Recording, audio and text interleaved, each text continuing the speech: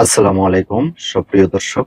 বদলে যাচ্ছে আওয়ামী লীগের কেন্দ্রীয় কার্যালয়। কি হতে যাচ্ছে ঈদের পর? কেন্দ্রীয় কার্যালয়ের সামনেই একটি ব্যানার টানানো হয়েছে এবং বর্তমানে কার্যালয়টি মদ্যপয়ী এবং অসামাজিক কার্যকলাপে জর্জরিত। বিভিন্ন মাদক শিবিরাদের আড্ডা চলছে। একটা সময় কিন্তু এই কার্যালয়ে নেতা কর্মীদের আসা যাওয়ায় মৌ মৌ করত, জমজমাট একটা ছিল এবং জমজমাট জায়গাটা। তো এই ব্যাপারে জনকণ্ঠ একটি রিপোর্ট প্রকাশ করেছে। বদলে যাচ্ছে আওয়ামী লীগের কেন্দ্রীয় কার্যালয়। কি হতে যাচ্ছে ঈদের পর কি কিছু একটা হবে এখানে? চলুন শুনি।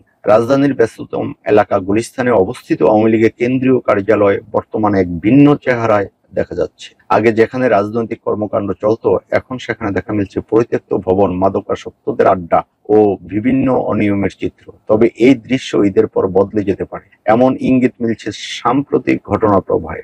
সম্প্রতি এই ভবনের সামনে জুলাই যোদ্ধা সদর দপ্তর লেখা একটি ব্যানার টানানো হয়েছে। রোববার সন্ধ্যায় একদল নেতা সমর্থক ভবনে প্রবেশ করে কার্যালয়ের নিয়ন্ত্রণ নেয় বলে গুঞ্জন ছড়ায়। পরদিন সেখানে আওয়ামী লীগের পুরনো ব্যানারের পাশে নতুন একটি ব্যানারও টানানো হয়, যেখানে স্পষ্ট লেখা এটি আওয়ামী লীগের অফিস। তবে জুলাই যোদ্ধা পরিচয়ে আসা একটি পক্ষ দাবি করে, আমরা ভবনটি দখল করিনি, এটি সরকারি সম্পত্তি। ঈদের পর অফিসিয়ালি আমাদের কার্যক্রম শুরু করব, সরকারের অনুমোদন থাকলে আমরা এখানে অফিস চালাবো।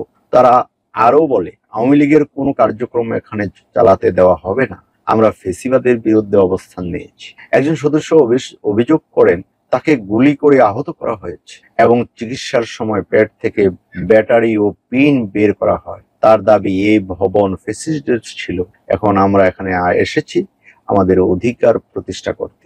তবে জুলাই যোদ্ধা ব্যানার টানানো এই দলের সঙ্গে প্রকৃত জুলাই অভ্যুত্থান সংশ্লিষ্ট ৮০টি সংগঠনের কোনো সম্পর্ক নেই বলে জানিয়েছেন জুলাই ঐক্য জোটের একজন মুখপাত্র। তিনি বলেন, এই নামে আমরা কোনো সংগঠন পরিচালনা করি না। উল্লেখ্য, গত বছরের ৫ আগস্ট আওয়ামী লীগ সরকারের পতনের দিনে এই ভবনে আগুন দেওয়া হয়।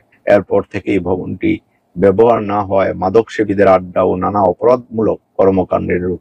এবার বুঝেন যে জুলাই ঐক্য জোট বলছে যে জুলাই যোদ্ধা নামে আমরা কোনো পরিচালনা করি না। কত রকম মানুষ যে নামছে, মানুষের এই যে চরিত্র, এটা কিভাবে পাল্টানো? আমার মনে হয় বাংলাদেশের মানুষদের দীর্ঘমেয়াদী কাউন্সিলিং করার, নাহলে আমাদের এই চিন্তা চেতনা থামবে না।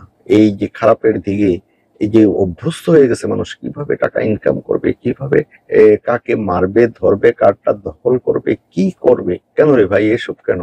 কর্ম করে খাও না, মানুষ রাতারাতি বড় লোক হয়ে যাবে, লক্ষ লক্ষ কোটি কোটি টাকার মালিক। এখন তো শয়ে শয়ে হাজার হাজার কোটি টাকার ছাড়া কোনো কথাই নেই। ওখান থেকেই তো শিখছে। যদি ঈদের পরে যদি এখানে জুলাই যোদ্ধা নামে যদি অফিস দখল করা হয়, কার্যক্রম চালানো হয়, অবাক হওয়ার কিছু নাই। আমাদের দেশে সব সম্ভব। দর্শক, আজ এ পর্যন্তই। ভালো থাকবেন। আল্লাহ হাফেজ।